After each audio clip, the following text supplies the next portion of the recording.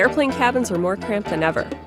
Over the past 40 years, airlines have cut legroom and installed thinner, lighter seats, all in the name of fitting more passengers on board and saving money on fuel. This wasn't always the case.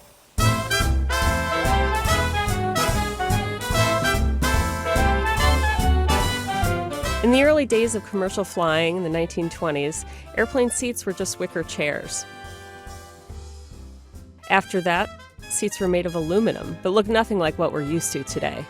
During a post-World War II economic boom, more travelers took to the skies, and manufacturers introduced larger planes with big cushioned seats to match, and there was only one class of flying. As more passengers opted for taking planes instead of buses, cars, or trains, airlines introduced two-class cabins, first class and economy, also known as tourist class. Seat pitch, the distance between the back of one seat to the seat in front of it, was about 35 inches. So why did airlines start cutting legroom? Money. The race to cut seat pitch really began in 1978 when the U.S. deregulated the industry. While the smoke-filled cabins of the 1960s and 70s were certainly roomier, air travel was expensive. When they were regulated, the U.S. government set a floor on fares. A transcontinental flight cost more than $1,000 in the mid-1970s, while fares on similar routes can be about $300 today. Meanwhile, airlines used to sell refundable tickets and did not charge for checked luggage or seat selection at the time, like some fares do now.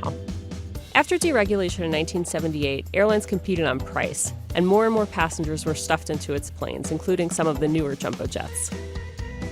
The industry rode through boom and bust cycles, faced bankruptcies, and consolidated, leaving 4 airlines in control of some 3/4 of the U.S. market. In the 1980s, seat pitch was about 33 inches. By the 2000s, seats had about 32 to 33 inches of pitch, and today we're down to 31 inches. Some budget airlines offer less than that. On Spirit, for example, seat pitch is about 28 inches, one of the lowest in the industry. And like other low-cost carriers, they have seats that don't recline in order to save room and fit more passengers on board. In addition to less pitch, there are more seats on board than ever. Airlines are scrambling to capitalize on record demand with more crowded cabins. Lawmakers now want to set minimums for seats on airplanes, including pitch, width, and length.